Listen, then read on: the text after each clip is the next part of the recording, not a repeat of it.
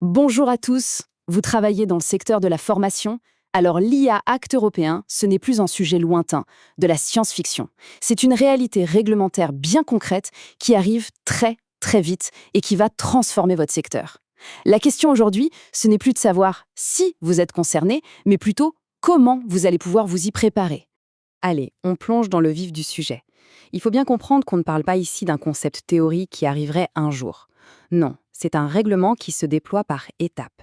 Et comme on va le voir tout de suite, les échéances clés se rapprochent à grands pas. Voici le calendrier. Le déploiement est progressif. Dès février 2025, certaines pratiques d'IA seront tout simplement interdites.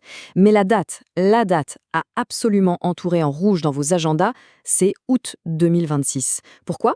Parce que c'est à ce moment précis que les règles les plus strictes pour le secteur de la formation entrent en vigueur. Alors, ce terme « haut risque », pourquoi est-ce que le secteur de la formation est spécifiquement mis dans cette case? Voyons un peu comment tout ça s'articule. En fait, la réponse se trouve dans la logique même du règlement. Tout est basé sur des niveaux de risque. La loi ne va pas traiter toutes les applications de l'intelligence artificielle de la même façon. Et pour ce qui est du secteur éducatif, eh bien disons qu'elle a une vision très claire. Et là, attention, ce n'est pas une interprétation de notre part. C'est écrit noir sur blanc dans le texte de loi lui-même, dans son annexe 3. Il est dit que l'éducation et la formation professionnelle sont un domaine à haut risque. C'est une désignation directe, sans aucune ambiguïté possible. Concrètement, qu'est-ce que ça veut dire? Eh bien, ça signifie que n'importe quel outil d'IA utilisé pour l'admission des étudiants, pour évaluer leurs résultats, leur niveau, ou même pour surveiller les examens et détecter la fraude, tout ça tombe sous le coup de ces règles très strictes. Pensez à vos plateformes de e-learning, vos outils d'orientation, de proctoring. On le comprend bien, être classé haut risque, ce n'est pas juste une étiquette. Ça déclenche automatiquement toute une série de nouvelles obligations légales. Et elles sont assez exigeantes pour toute organisation qui utilise ces technologies. L'IA Act introduit un terme clé, le déployeur. C'est quoi? C'est toute entité qui utilise un système d'IA. Autrement dit, si votre organisme se sert d'un outil d'IA, même si c'est une solution développée par un tiers, vous êtes considéré comme un déployeur. Et ce statut vous rend légalement responsable de son utilisation. En tant que déployeur, vous avez des devoirs. Par exemple, il faut garantir une supervision humaine compétente.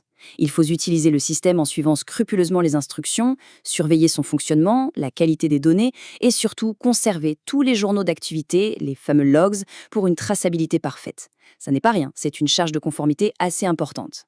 Et le point crucial, c'est bien sûr celui-ci. Le non-respect de ces règles, ça entraîne quoi? Des sanctions financières très lourdes. On parle d'amendes qui peuvent aller jusqu'à 35 millions d'euros ou 7% du chiffre d'affaires annuel mondial. C'est le montant le plus élevé des deux qui sera retenu. Ça donne à réfléchir, n'est-ce pas? Bon, face à ces échéances et à ces enjeux, la première étape, la plus logique, c'est de faire le point. C'est de comprendre précisément comment ces nouvelles règles s'appliquent aux outils que votre organisme utilise déjà ou à ceux que vous envisagez d'utiliser. C'est la question clé que chaque directeur, chaque responsable qualité et chaque responsable pédagogique doit se poser dès maintenant. L'échéance de 2026 peut sembler encore un peu loin, mais la mise en conformité, c'est un processus qui demande du temps et de l'anticipation. Justement, pour vous aider à y voir plus clair, nous proposons un audit flash gratuit. L'objectif, c'est simple, identifier rapidement votre niveau d'exposition à l'IA Act et vous donner une première feuille de route pour vous mettre sur les rails de la conformité. Pour en profiter, c'est très simple. Il suffit de commenter « Audit » juste en dessous et nous vous enverrons le lien pour accéder à votre diagnostic gratuit. Voyez ça comme le premier pas pour aborder cette transition réglementaire en toute sérénité.